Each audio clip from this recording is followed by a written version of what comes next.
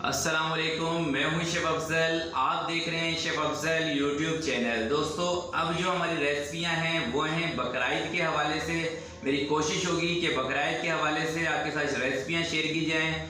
तो आज हम बनाएंगे कच्चे कीमे के कबाब। किस तरीके से इस बकरीद पर आप परफेक्ट रेसिपी के साथ बना सकते हैं और अपने घर वालों को और जो भी बकरीद पे आपके घर मेहमान आए उनको खुश कर सकते हैं। तो बहुत ही परफेक्ट और दोस्तों बहुत ही आसान कच्चे कीमे के कबाब की रेसिपी आपके साथ शेयर करने लगा हूँ। एक दो छोटी छोटी टिप्स हैं वो भी इसी रेसिपी में आपको बताई जाएंगी। तो देख लेते हैं दोस्तों, ये कच्चे कीमे के कबाब बनाने के लिए हमें किन किन चीज़ों की ज़रूरत है और ये कैसे बनेंगे। तो आइए शुरू करते हैं।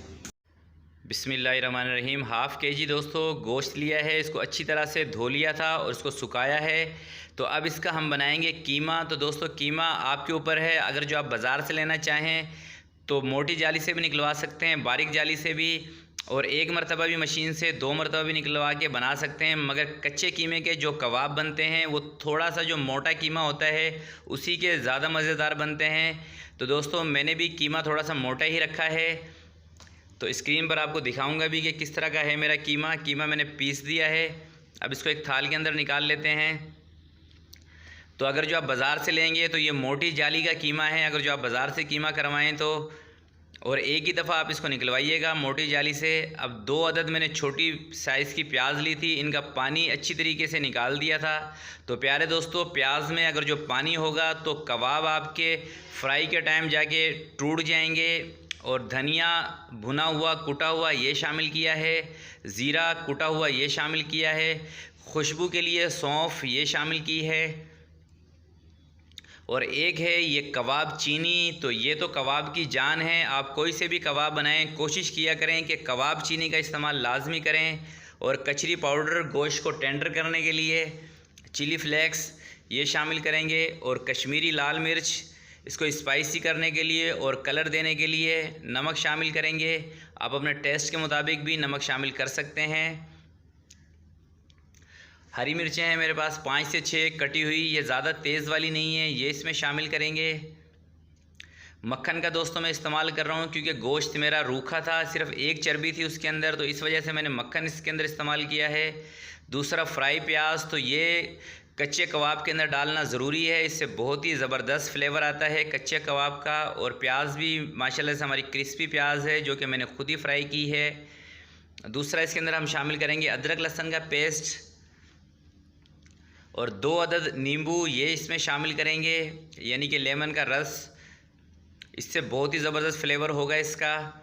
तो नींबू का भी दोस्तों आपने लाजमी इसमें इस्तेमाल करना है। फ्राई प्याज और नींबू ये 2 ऐसी चीज़ें हैं जो कि आपके कबाब के अंदर जान डाल देंगी और कबाब हमारे टूटे ना, इसके लिए मैं इसके अंदर ऐड कर रहा हूँ दोस्तों चना पाउडर। आप इसकी जगह बेसन को हल्का सा भून के ड्राई रोस्ट करके भी इसमें शामिल कर सकते हैं। तो आधा कप मैंने लिया है चने का पाउडर। अब इन तमाम चीज़ों को अच्छी तरह से कर देंगे मिक्स। और अब इसके अंदर हम शामिल करेंगे थोड़ा सा पुदीना और थोड़ा सा धनिया। तो ये मैंने बाद में शामिल किया है ताकि ये थोड़ा सा खड़ा खड़ा रहे। अगर जो मैं पहले से इसमें शामिल करता तो ये थोड़ा सा पिस जाता धनिया और पुदीना, इस वजह से मैंने इसको बाद में शामिल किया है। तो 1 घंटे के लिए इसको थोड़ा सा स्टे देते हैं ताकि जो कीमा है हमारा थोड़ा सा टेंडर हो जाए, और उसके बाद इसके कबाब बनाकर फ्राई करेंगे। तो मिलते हैं 1 घंटे के बाद। तो माशाल्लाह दोस्तों इसको मैंने 1 घंटे रूम टेम्परेचर भी रखा था। अगर जो आपके इलाके में गर्मी हो तो आप इसको फ्रिज में भी रख सकते हैं 1 घंटे के लिए। तो अब सिंपल तरीके से इसके बना लेंगे कबाब इस तरह से। तो प्यारे दोस्तों, आप जब भी कबाब बनाएं तो एक कबाब को फ्राई करके लाजमी देखा करें। अगर जो कबाब आपके टूटने लगें तो फिर आप इसके अंदर अंडा भी शामिल कर सकते हैं। तो तमाम के तमाम कबाब मैंने बना लिए हैं। तो इनको जो फ्राई आपने करना है वो करना है थोड़ा सा तेज़ टेम्परेचर पर। जो ऑयल है आपका तेज़ टेम्परेचर का होना चाहिए। अगर जो आप इनको ठंडे ऑयल के अंदर फ्राई करेंगे तो एक तो इनका टूटने का ख़तरा है, दूसरा इसके अंदर ऑयल काफ़ी ज़्यादा भर जाता है जिसकी वजह से कबाब के अंदर मज़ा नहीं आएगा।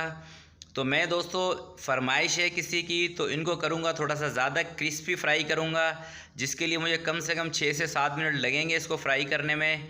यानी कि 3 से 4 मिनट एक साइड से, 3 से 4 मिनट दूसरी साइड से इसको फ्राई करेंगे। और जैसे इसका मेरे मतलब का कलर आएगा मैं इसको पलट दूंगा। कलर आप अपनी मर्ज़ी का रख सकते हैं। बस फ्राई आपने कम से कम इनको 4 से 5 मिनट तो दोस्तों करना है लाजमी, ताकि अंदर से भी पक जाएं।